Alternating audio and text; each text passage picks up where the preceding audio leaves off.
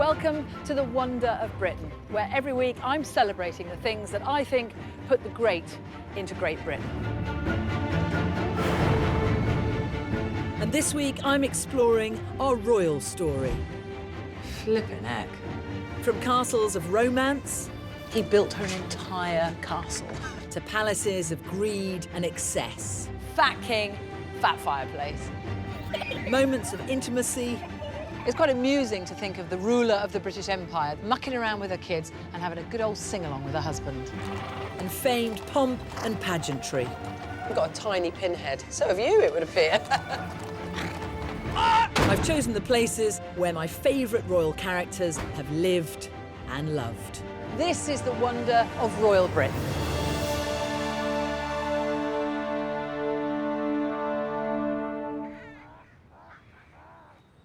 When I was young, our royal history seemed to consist of a long list of tricky dates and dead kings. And then I started to see it in a much more entertaining way. It's actually like the ultimate Game of Thrones, a story packed full of heroes and villains that's unfolded over centuries. And there are reminders of our royal heritage all around us.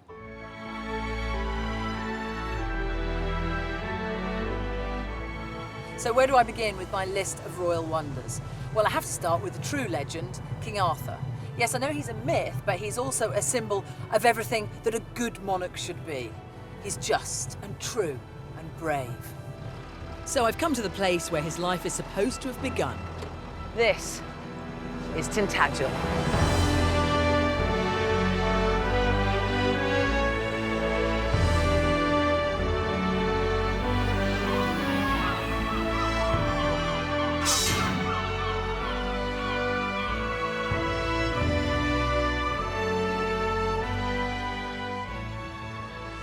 On a spectacular, jagged headland, Tintagel is the perfect place for such a magnificent mythical king.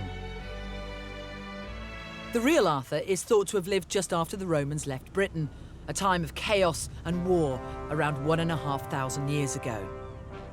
And growing up, I adored the heroic tales of his daring deeds and his Knights of the Round Table. Our attachment to him has become embedded in our social culture.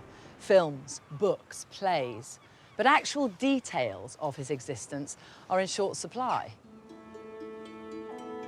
He became associated with Tintagel almost 900 years ago, when the writer Geoffrey of Monmouth named it as the place where Arthur was conceived. But the remains of the castle you see here today date from the 13th century, hundreds of years after Arthur is believed to have lived. It was built by a wealthy earl, Richard of Cornwall, the second son of King John, who wanted a piece of the Arthurian magic. A magic that has drawn visitors to Tintagel for hundreds of years.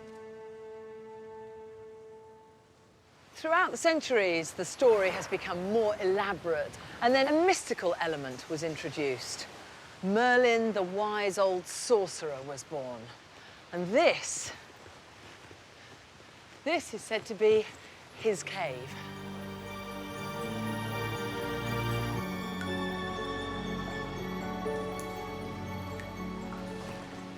I love this sound. I'm going to do this. I love that.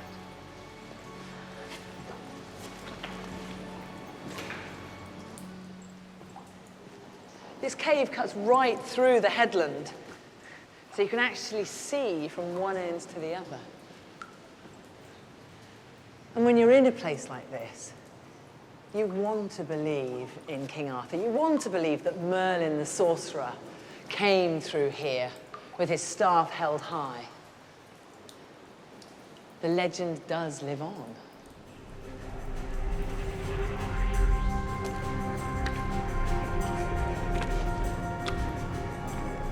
If there was a real Arthur, evidence suggests he was probably a Romano-British leader who fought against the invading Anglo-Saxons.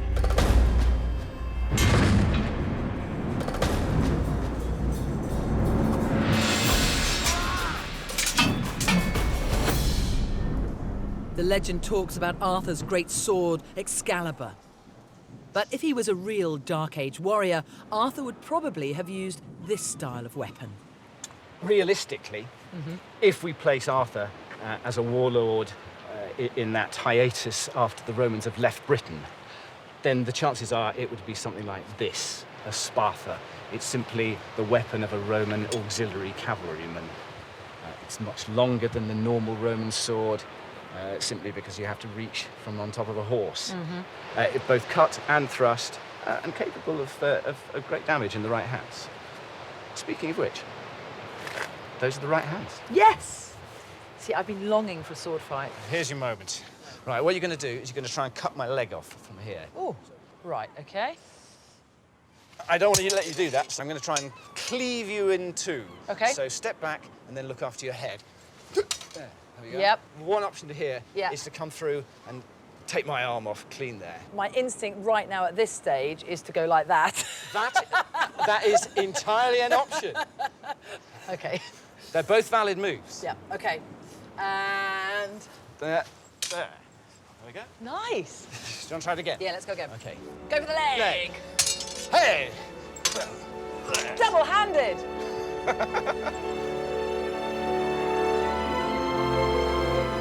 Ultimately, it doesn't matter what the historians say. They can't suppress the legend that is King Arthur. He's become this leader that embodies all the characteristics we Brits adore in our monarchs. And for locals and tourists alike, this is where the story begins.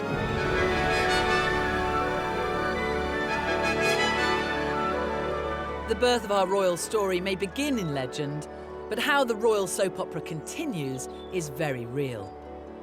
My next wonder has been the location for some of its most memorable scenes.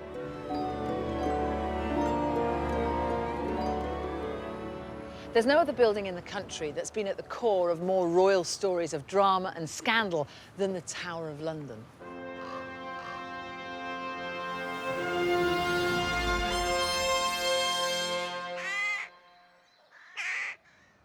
I first visited here when I was a teenager on a school trip from Sheffield, and I'm ashamed to say I haven't stepped foot inside these walls since then.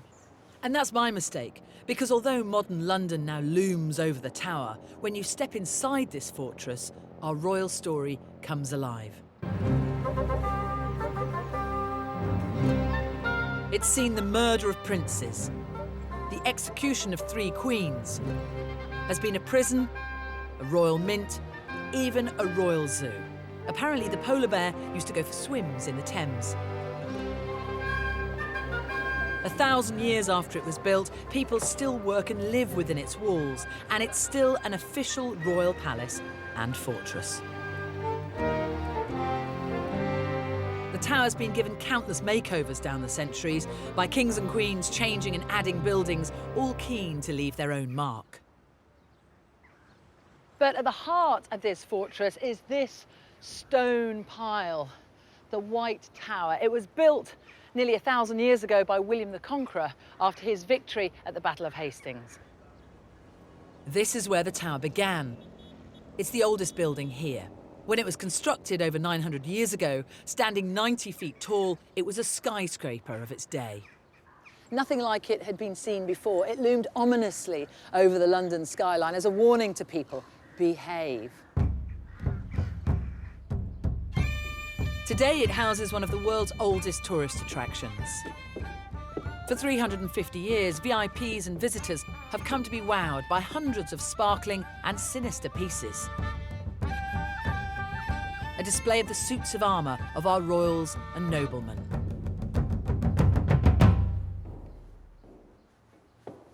Armour doesn't normally get me excited, but this is a special piece. It was made for Henry VIII when he was 49, past his prime, and he was a big boy. Look at the chest, 52 inches around, and that paunch. And come round here, let's take a look at the rump. Does my bum look big in this? Yes, it does, Henry. But that's not the only thing that was big.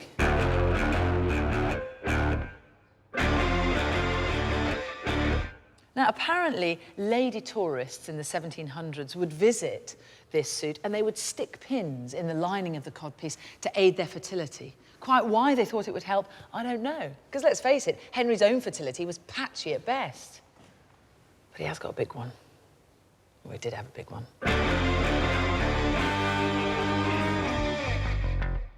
So why do we love Henry? He was a monstrous man, but he was passionate and determined and wildly romantic. And I think his appetite for life and his I don't care attitude are the reasons why we continue to engage with him, not just vividly, but strangely, rather fondly.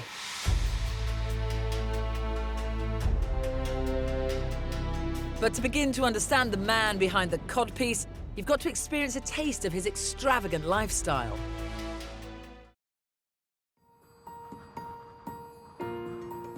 Our royal heritage has left us with an array of splendid palaces, each with its own treasure trove of stories. From Buckingham Palace, with its 775 rooms, 240 of which are bedrooms. To Windsor, where the Queen spends most of her private weekends and is the oldest and largest inhabited castle in the world. But there's one that I've always loved, because it helps give me a real taste of a dastardly king who's always intrigued me, Henry VIII. I don't think anywhere better exemplifies Henry's exotic and excessive lifestyle than this place, his ultimate pleasure palace, Hampton Court.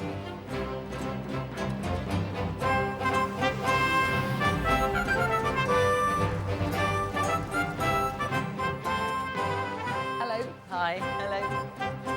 It's intriguing to think that had Henry's older brother Arthur not died prematurely, Henry might never have been king.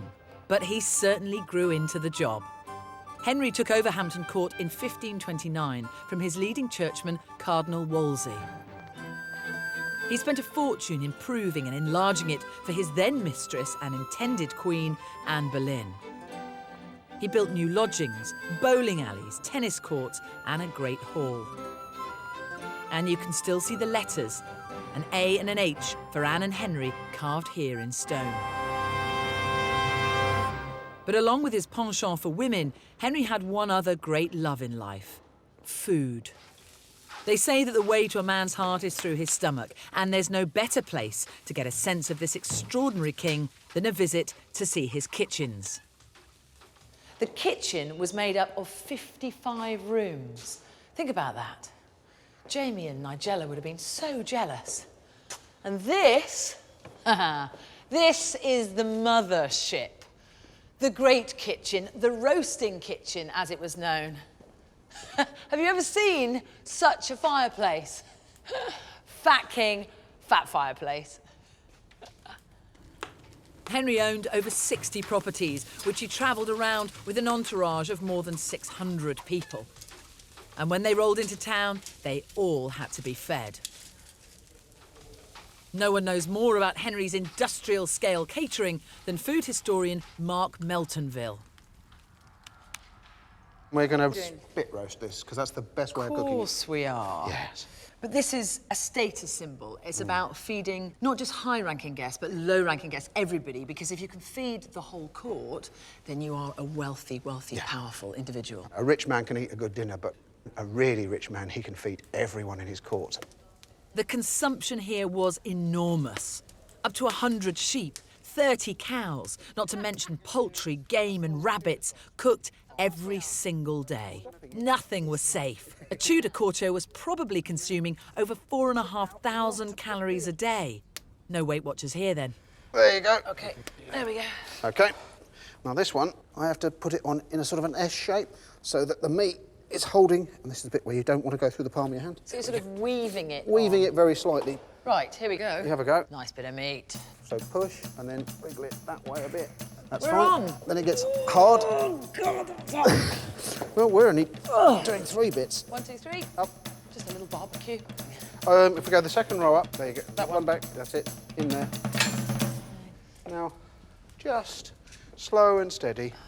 And how long will I have to sit here for? Ideally about 3 hours. As far as jobs go, back in those days, actually, not a bad job here in the kitchen. Well, you've got to remember it's an easy job in a world of very hard work. So you could be outside, you could be ploughing a field, you could be in all those agricultural jobs, you could be digging in a mine. So if you offered one of those people, sit there for 3 hours for lunch and then 3 hours again later in the day. It's not too bad. Amplify this. have 6 open fires, 200 men, all toiling and sweating over half-cooked meat, and suddenly it's not such a nice scene. One Spanish visitor to the Tudor court described the kitchens as veritable hells, full of stir and bustle.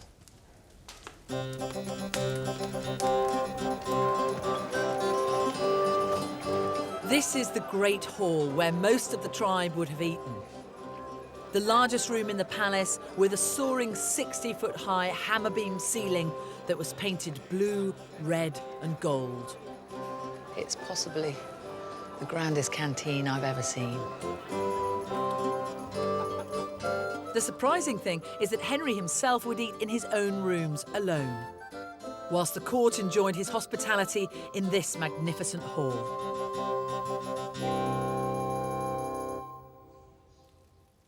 Right, and a piece of mutton.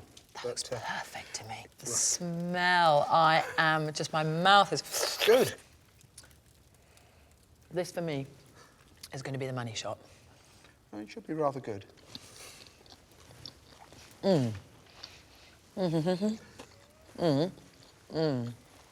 Cheers. Cheers. It is. Thank you. You have prepared a meal fit for a king. Thanks. Yum. Within just a few years of Henry's grand home improvements here at Hampton Court, the Queen he'd been so desperate to impress, Anne Boleyn, was dead. Beheaded for, amongst other things, false charges of adultery committed at the palace. But Henry barely paused for breath. Within 11 days, he was married again to Jane Seymour.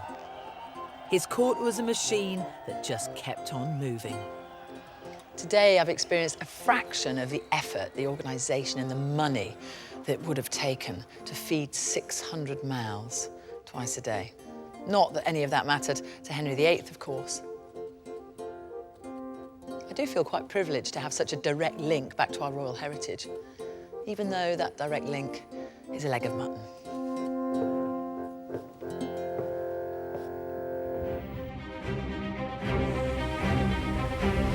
But Henry VIII wasn't the only king to enjoy a bit of indulgence. I've chosen my next wonder because it is simply the most over-the-top royal residence in the country. I've always loved the fact that slap bang in the centre of seaside Brighton is a giant oriental palace. It's utterly bonkers. It's the Royal Pavilion.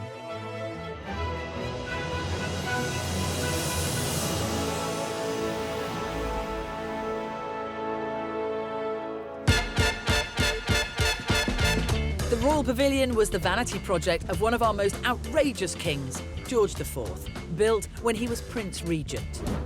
He was a rebel against his stiflingly strict upbringing, a true playboy prince. If he lived today, we'd be talking mega yachts, money, champagne, women, Vegas. Back in 1815, the same year Britain won the Battle of Waterloo, he spent a right royal ransom creating this oriental extravaganza. Dr. Alexander Losk is an expert on this eccentric place. It's a style we call chinoiserie or Orientalism. It's full of exotic things and elements. And I think George wanted you to enter a fantasy vision of the East. It's pure escapism. And an escape it was.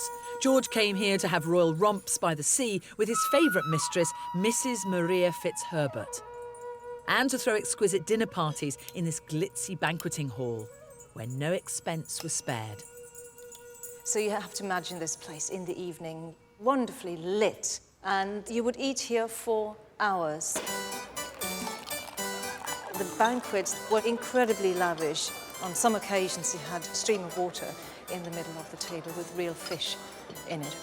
A single meal could consist of over 120 dishes. And after dinner, it was time for some dirty dancing, Georgian style. George had a private band, 40 of the best musicians of the country, and they would travel with him. One of the dances that George liked particularly was the waltz. was this new, very sensual, slightly erotic, slightly scandalous dance from Germany. And it's just typical that George would have embraced that here in the Royal Pavilion in Brighton. But living it up like this took a severe toll on George's health. By the time he was finally crowned king in 1820, he was suffering from gout and was extremely overweight, weighing almost 23 stone. The entire ground floor, the entertaining area of this palace is completely level. No steps, because he had one of the earliest wheelchairs. And George's reckless lifestyle made him pretty unpopular, especially as the country was in financial crisis after the Napoleonic Wars. Well, he's still much ridiculed, but I think we're almost at a point where we are sort of re-evaluating him and re-appreciating him, particularly as a builder king, someone who gave us places like this, one of the most outrageous, entertaining, unusual buildings in Europe. That's one of the contradictions of our royal story. Our greediest and most excessive rulers have left us with some remarkable and beautiful palaces. Thankfully, our royal story is much more than a tale of a long line of fat, indulgent men. Any good soap opera's got to have a bit of romance. Next, I'm going to discover a castle that hosted one of the most extravagant royal dates in history, and a place you can uncover the intimate side of one of our most famous and fearsome queens.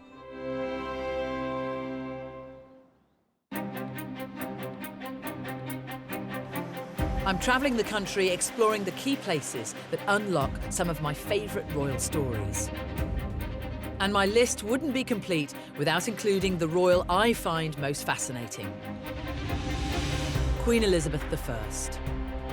Bright, independent, a bit of a ball breaker, she's always impressed me. So I could have chosen the remarkable Westminster Abbey, where Elizabeth is buried, or the quaint old palace at Hatfield House, where she spent her childhood years. I could have explored her story at the Tower of London, where she was imprisoned for 8 weeks before she became queen.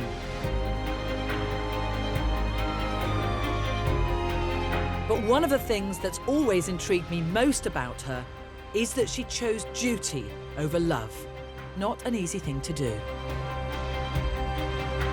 So my next wonder is a beautiful and atmospheric ruin where her decision to remain the Virgin Queen was tested to the limit, when a man she loved tried everything he could to win her hand. This is Kenilworth Castle.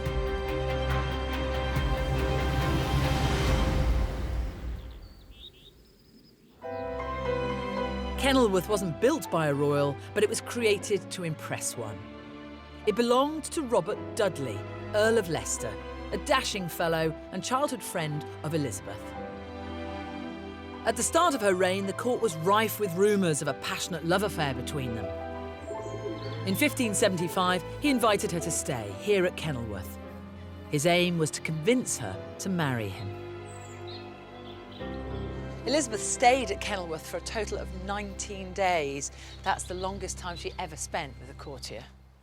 This was wooing on a grand scale. Dudley constructed magnificent 4-storey state apartments just for Elizabeth to stay in. Imagine that, building all this for a guest who stays less than 3 weeks. This is the very view that Elizabeth would have been looking out on. Yes, and you can see what Dudley was trying to do. The scale and the lavishness of this building that we're standing in reveals just how much he was willing to spend to prove to her how grand he could be. He turned the castle and the grounds into a sort of festival of love, with music, performances, fireworks and dancing, which they both adored. This image, painted at the time, is reputed to show them dancing together. It would have been a really exciting event to be at. I'd love to have been here. Oh, Nick, if I'd known you, I'd have sent you an invitation in the post. Dudley also constructed an elaborate formal garden for the Queen, filling it with suggestive symbols of love. He didn't miss a trick. It's a paradise. The aviary was to contain birds that might have come from Africa. Exotic. Exotic, and the perfumes from the garden, carnations, and the roses that they brought in specially, and of course the wild strawberries. The fruit of love. Yes. Which are the highest status garden you can possibly imagine, showing off all this symbolism to remind the Queen that, you know, here I am, I'm after you. Please, please, please, will you marry me?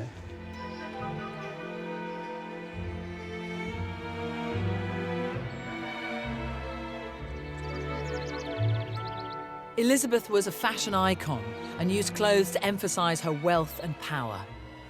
When she died, she owned over 2,000 gowns. This particular one... And today, Beth Williams is giving me a tiny glimpse into what it was like to dress like Liz.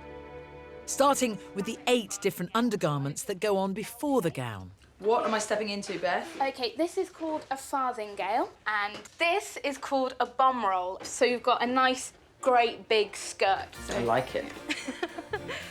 Now, we're just going to put some padding on you. I'm just looking, Beth, at the layers that we've got on the bed. It's not simple dressing like a queen. No. This is the bit where it starts to get a bit tight. This bit is called a partlet, just to protect a lady's modesty. I don't think I've ever had my modesty protected.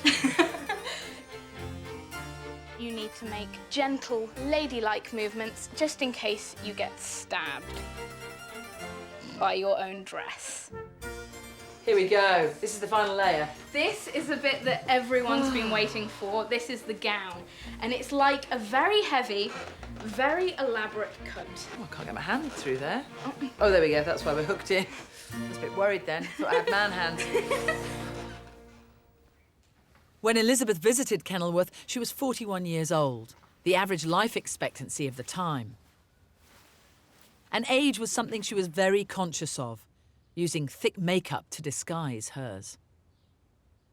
Elizabeth was very paranoid about getting old, so as she got older, she started to dress younger and younger, and she filled her court with younger and younger people because she didn't want to be reminded of anyone getting older. Elizabeth was a cougar. She was indeed. The white makeup she wore was made with white lead or chalk mixed with egg white and vinegar. I've gone for a safer option today. Once it was applied, you had to be careful not to laugh or it might crack. Bathing in mercury was also thought to soften the skin, and this may well have been why all her hair fell out and she had to wear a wig. Elizabeth hid her fears and her insecurities beneath a mask of charisma, bravado and toxic makeup. Flippin' heck. One is surprised. But despite the glorious time she had at Kenilworth, there were a few problems with Robert Dudley. He was not a man without baggage. A, he'd already been married. B, his wife had died in suspicious circumstances. And C, he was the suspected murderer. To marry such an unsuitable candidate would have been a catastrophe for the Queen and the nation. In the end, Elizabeth chose duty to her country over any man. In one of her last public speeches, she said she knew that one day there might be a monarch more capable than her, but there would never be one that loved her people more. She died with her image of the Virgin Queen intact, but she kept a letter in her bedside table from Dudley, marked quite simply his last letter, in her own handwriting.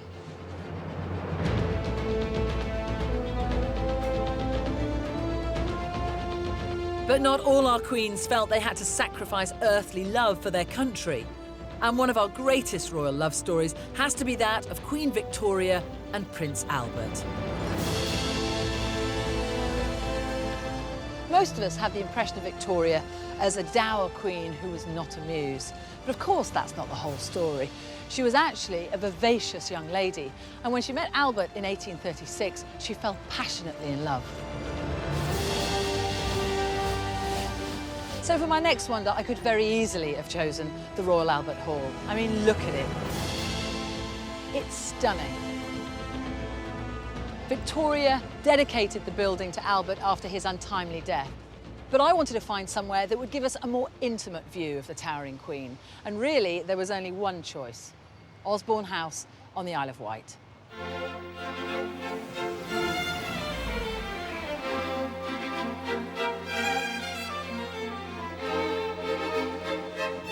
Victoria and Albert were married in 1840, and unconventionally, it was Victoria who'd proposed to Albert. Girl power. A few years later, they began coming to Osborne House to escape the hubbub and pace of London life. They loved the arts and music, and this sitting room was both a place they worked and relaxed together. Curator Michael Hunter can unlock the memories held in this house. Prince Albert composed, the Queen sang. One can imagine the two of them sitting side by side at the piano.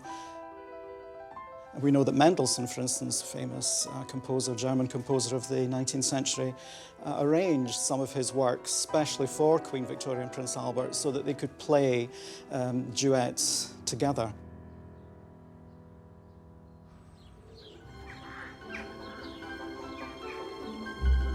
Osborne was very much a family home, and quite a family it was. By 1857, Victoria had borne 9 children. The Queen was pregnant throughout much of the marriage, really, to be honest. So yeah, I mean, these rooms up here were incredibly busy.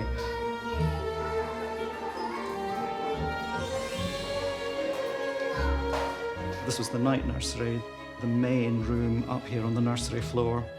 This is a sculpture of one of Queen Victoria's children's arm.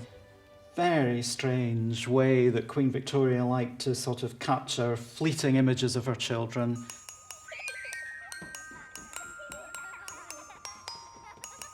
Queen Victoria and Prince Albert would come up and play with the children here. They would help bathe the children. So I think they were very hands-on. Outside, there was lots of fun to be had on Osborne's private beach. Albert taught the kids to swim, and Victoria collected shells with them. She had her first ever swim in the sea here, declaring, "I thought it delightful until I put my head under the water when I thought I should be stifled." What I love about Osborne House is the intimate glimpse it gives us into Victoria's personal life. It's quite amusing to think of the ruler of the British Empire, the Queen of the United Kingdom, the Empress of India, mucking around with her kids and having a good old sing-along with her husband. The romantic idyll wasn't to last. Tragically, at the age of just 42, Albert died of typhoid. Victoria was devastated. From that day on, she didn't wear any other colour other than black. The Prince Albert Memorial took 10 years to build. It's grand, it's ornate, it's purposefully over the top. This is Victoria's symbol of enduring love for Albert.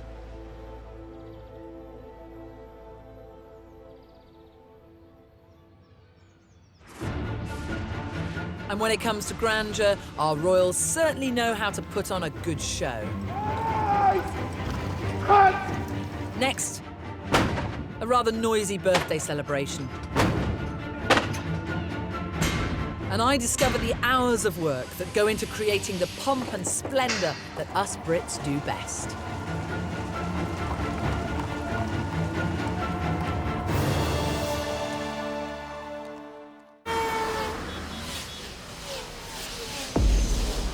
Edinburgh is one of Britain's most stunning cities. And I've chosen my next wonder because for me, it symbolises the long history between two mighty kingdoms, even if it's not always been a straightforward relationship. The first king to wear the crowns of both England and Scotland was born here at the marvellous Edinburgh Castle.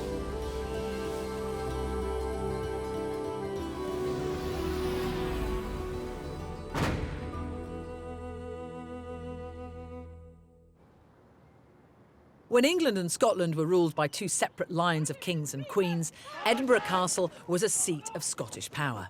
Number one!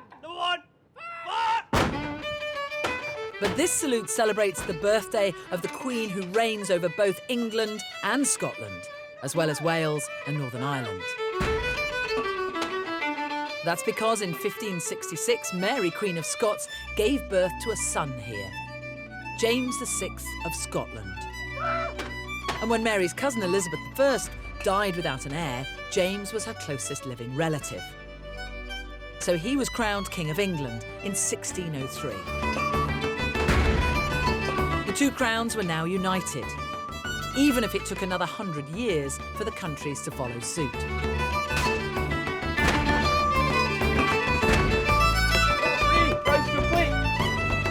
And the Queen's birthday is celebrated every year here at Edinburgh Castle.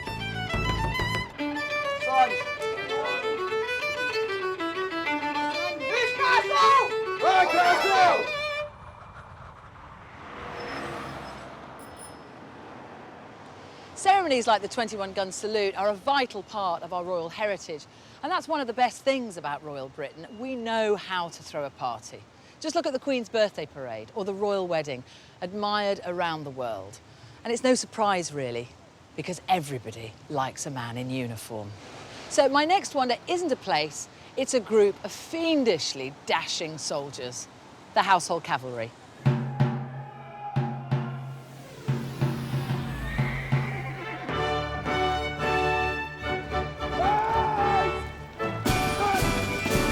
The Household Cavalry are the Queen's official bodyguards and are made up of two of the oldest and most senior regiments in the British Army, the Life Guards and the Blues and Royals. They trace their rich heritage back over 350 years to the time of Charles II. And their mounted regiment is based here in Hyde Park Barracks in central London. At any one time, there might be 250 officers and soldiers living and working here. Their job is to provide a daily guard of 12 to 15 men for the Queen. They also carry out countless public and state ceremonial duties. Today, they're preparing for a very special parade, which only happens once every 10 years. The Standards Parade. These are what the Royal Standards Parade is all about. They are the Royal Standards. So essentially, they're articles which bear the regiment's battle history. And very few people get to touch them. These banners were traditionally used as a rallying point for soldiers during battle. Now they're used every day on parade when the Queen's in London and are replaced as they get worn out. It's also a chance to add any new battle honours that the regiment has received in the previous decade. The Household Cavalry is one of very few regiments that receive their new standards from the Queen herself. But when you're parading in front of the Queen, everything has to be perfect. Preparations for a parade like this take months. There are numerous rehearsals involving hundreds of soldiers who each take hours and hours to get ready. It's an endless process. Grooming, cleaning, polishing. I'll do this and you do. Have a go. See, I actually quite like doing this at home. I quite like cleaning the silver and stuff. Not that I've got a lot of silver to clean, but, you know, photo frames, the odd spoon. Waxing, and more polishing. Can I pick it up? Yeah, Is that yeah, right? it's fine. It's quite heavy. Can I put it on? Yeah. Can I try it? If it fits. If it fits. I've got a tiny pinhead. So have you, it would appear. It's not comfortable after a few hours. No, I'm going to live with it just for a few seconds and see how I cope. How long would you have to wear it for? Be anything up to 5 hours for Queen's birthday parade. So, and you're not allowed to move it. You're not allowed to touch it. You would not want to wear this for 5 hours. It's let me tell you. agonising. After a while, like, certain parts of it start to stick into your head. These stunning helmets can weigh up to 6 pounds, and they're known as Albert helmets because the design was introduced by Prince Albert. And it's not just with the helmets that style trumps comfort. The cavalry have worn the same type of boot since 1812, called jack boots because the leather has been jacked or stiffened to keep it looking pristine. Right, I've heard a lot of men complaining about these boots, so let's try them on and see exactly how uncomfortable they are. Ooh. Right, they might not be my exact size. Let's go for a little stroll now.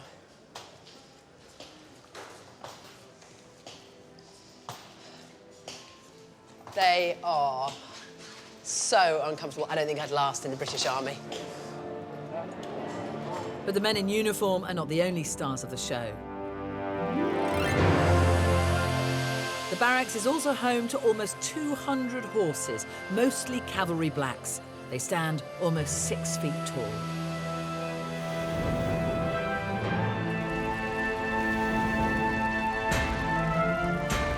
Each soldier is assigned a specific horse, and they learn special skills, like shoeing. Just like a car's registration plate, the first letter of the horse's name tells you their age.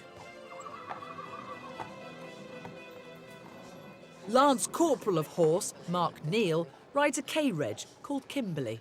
She's 10 years old. And could you ride before that?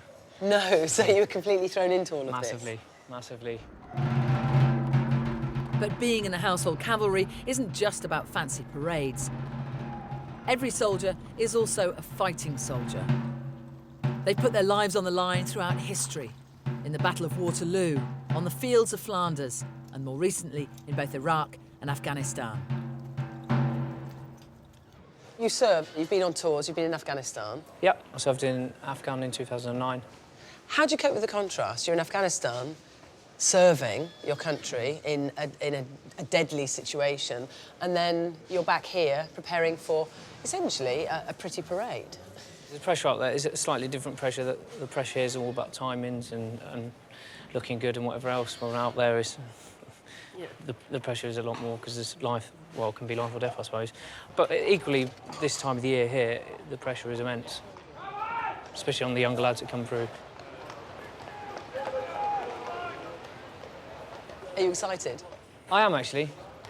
This parade's the first time I've known someone to actually volunteer to ride on a parade. Lads actually want to be on this parade. So, yeah, it's going to be a proud day.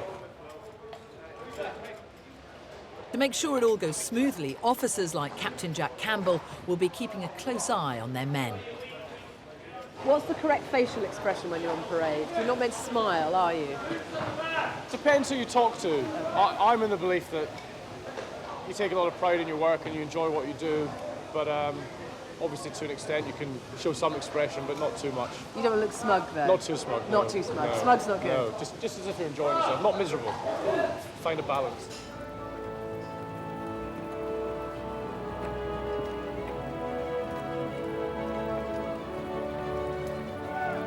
And after months of preparation and hours of hard work, it appears it was all worth it.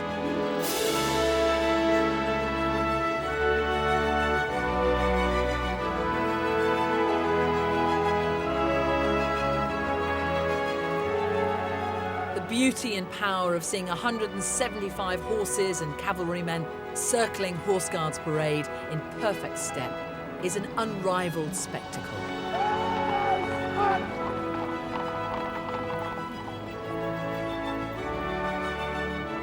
As the Queen presents the new standards to the regiment, it's a chance for the household cavalry to relive their deep connection to an ancient military and royal heritage.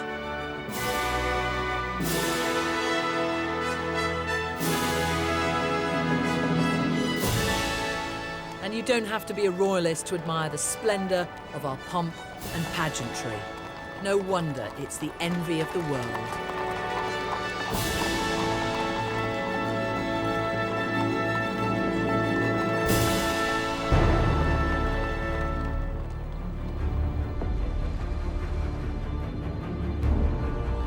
I've been travelling across the country exploring my favourite wonders that connect us to our royal past. Go for the leg!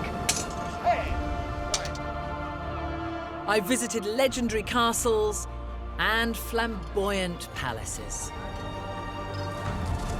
I've seen our royals at their most indulgent and most intimate. Flippin' heck, one is surprised. Britain Britain's royal heritage has given us a rip-roaring soap opera. Queen Victoria, Elizabeth, Henry VIII were all larger-than-life, colourful characters that even J.K. Rowling might have a hard time creating. But they were real people, as real as the walls around me, and they all played a vital role in shaping our history.